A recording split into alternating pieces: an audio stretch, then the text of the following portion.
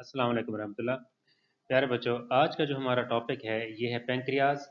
और इसका हम रोल डिस्कस करेंगे कि डाइजेस्टिव सिस्टम में या फूड की डाइजेशन में इसका क्या रोल है। पेंक्रियाज बेसिकली डुअल ग्लैंड है। ये एंडोक्राइन पार्ट भी है, इसके अंदर होता है जिसको आइलेट्स ऑफ लैंगरहैंस कहते हैं, जिससे इंसुलिन, ग्लूकागॉन, सोमेटोस्टैटिन रिलीज होते हैं।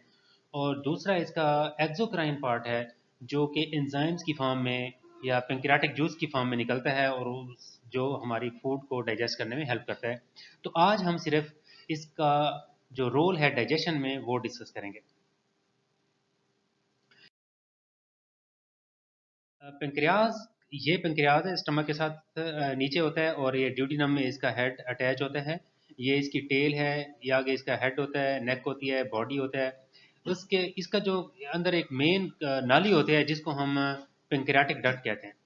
अब ये जो पेंक्रियाटिक डक्ट है ना, ये ऊपर से जो कॉमन बाइल डक्ट आ रही होती है उसके साथ अटैच होके मतलब अपनी सेक्रीशन देती है इंटेस्टाइन में। और इधर एक होता है एम्प्यूल ऑफ वेटर जो कि इसकी सेक्रीशन को कंट्रोल करता है।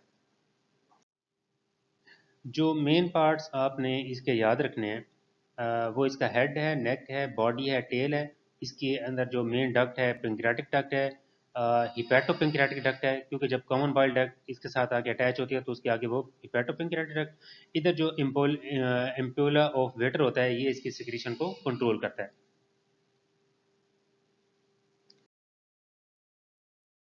इसके साथ हम देखेंगे कि जो बिलरी सिस्टम है या बिलरी या बाइल डक्ट्स हैं, ये लीवर से दो नालियां निकलती हैं। इसको हम राइट और लेफ्ट हिपैटिक डक्ट कहते हैं, ये कॉमन हिपैटिक डक्ट बनाती हैं।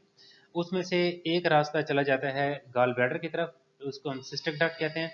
दूसरा नीचे आ जाता है कॉमन बाइल डक्ट जिसको सीबीडी कहते हैं, और ये आके मेन पेंक्रियाटिक डक्ट के साथ अटैच होगी।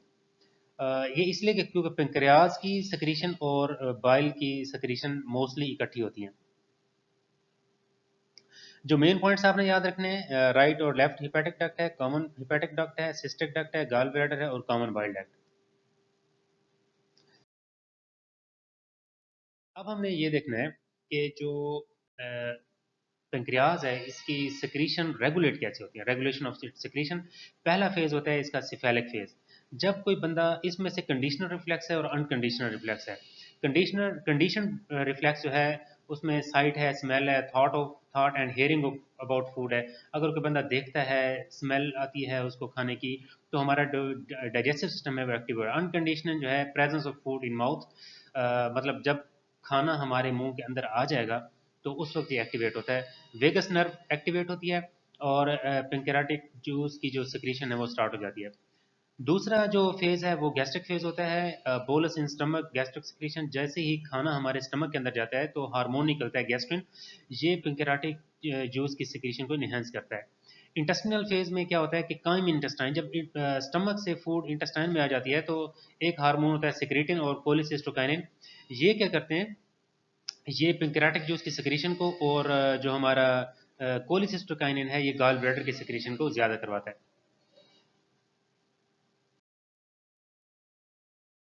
अब पेंक्रियाटिक जूस में क्या कुछ शामिल होता है, इसमें ज़्यादातर 99.5% पानी होता है। बाकी जो 0.5% हैं वो सॉलिड्स होते हैं, उसमें इनऑर्गेनिक सब्सटेंसेज हैं।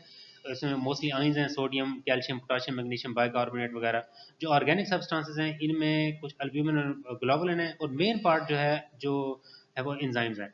इसमें प्रोटीयोलिटिक एंजाइम्स में ट्रिप्सिन है, काइमोट्रिप्सिन है, कार्बोक्सीपेप्टिडेज है, न्यूक्लियेज है, इलास्टेज है, कोलेजिनेज है। और जो लिपोलिटिक हैं, पेंक्रियाटिक लाइपेज है, कोलेस्ट्रॉल ईस्टर्स हैं, फास्फोलाइपेज ए है, बी है, कोलाइपेज है, बाइल साल्ट एक्टिवेटेड लाइपेज है। और जो कार्बोहाइड्रेट हाइड्रोलाइजिंग एंजाइम्स हैं उसमें आ जाता है पेंक्रियाटिक एमाइलेज। अब इन एंजाइम के जो फंक्शंस हैं वो हम आगे चल के देखते हैं। अब जो एंजाइम है वो सिक्रीट होते हैं, ट्रिप्सिन एक्टिवेट होता है इंटीरोकाइनेज से और प्रोटीन के ऊपर एक्ट करता है और प्रोटियोजेज और पॉलीपेप्टाइड्स में उसको कन्वर्ट करता है। इसका काइमोट्रिप्सिन भी प्रोटीन पे एक्ट करता है, पॉलीपेप्टाइड में कन्वर्ट करेगा। कार्बोक्सीपेप्टिडेज जो है ना अमीनो एसिड में कन्वर्ट करता है प्रोटीन को। न्यूक्लियेज जो है डीएनए आरएनए को न्यूक्लियोटाइड्स में कन्वर्ट करता है। इलास्टेज जो है ना इलास्टिक जो प्रोटीन, इलास्टिन प्रोटीन जो होती हैं उनको अमीनो एसिड में कन्वर्ट करता है। कोलेजिनेज जो है कोलेजन फाइबर्स को अमीनो एसिड में कन्वर्ट करता है। पेंक्रियाटिक लाइपेज जो है ये अल्कलाइन मीडियम में एक्टिवेट होता है और लिपिड्स को, ट्राइग्लिसराइड को मोनोग्लिसराइड और फैटी एसिड में कन्वर्ट करता है। कोलेस्ट्रॉल ईस्टर हाइड्रोलेज जो है ये भी अल्कलाइन मीडियम में एक्टिवेट होते हैं, कोलेस्ट्रोल को ईस्टर्स को कोलेस्ट्रोल और फैटी एसिड में कन्वर्ट करते हैं। इसमें फास्फोलाइपेज है, बी है, ये फास्फोलिपिड्स के ऊपर एक्ट करके उनको मतलब डिफरेंट कंपोनेंट्स में मतलब फैटी एसिड में, ग्लिसरॉल और फास्फेट में कन्वर्ट कराते हैं। कोलाइपेज है, ये पेंक्रेटिक लाइपेज के काम को फैसिलिटेट करता है।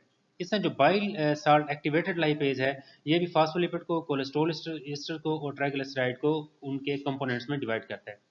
जो पेंक्रेटिक एमाइलेज है, ये स्टार्च के ऊपर एक्ट करता है और उसको डेक्स्ट्रिन और माल्टोज में कन्वर्ट करता है।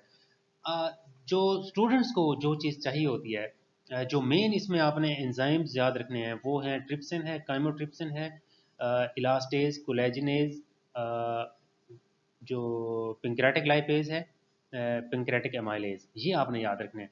बाकी ये इतना ज़रूरत नहीं है, मतलब एक्टिवेटर तो सबका ट्रिप्सिन ही है, ट्रिप्सिन से ही एक्टिवेट हो जाते हैं। और किस चीज़ पे एक्ट करते हैं, साफ उसके नाम से ट्रिप्सिन काइमोट्रिप्सिन, ये प्रोटीन डाइजेस्टिंग एंजाइम है।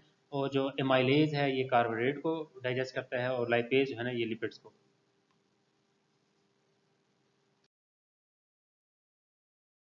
इसकी जो मेन समरी है वो ये है कि आपको पेंक्रियाज का स्ट्रक्चर याद हो, उसका main parts head, neck, body, tail, pancreatic duct, hepatopancreatic duct और अम्प्यूलोवेटर याद होना चाहिए। इसके अलावा आपको जो है बाइल डक्ट्स, बिलियरी ट्री लाजमी समझ आना चाहिए। राइट लेफ्ट हिपैटिक डक्ट होती हैं जो लीवर से निकलती हैं, वो मिलके कॉमन हिपैटिक डक्ट बनाती हैं। फिर वो आगे एक गाल ब्लैडर की तरफ सिस्टिक डक्ट चली जाएगी, आगे गाल ब्लैडर बनेगा और कॉमन बाइल डक्ट जो कि पेंक्रियाटिक डक्ट के साथ आके अटैच होगी।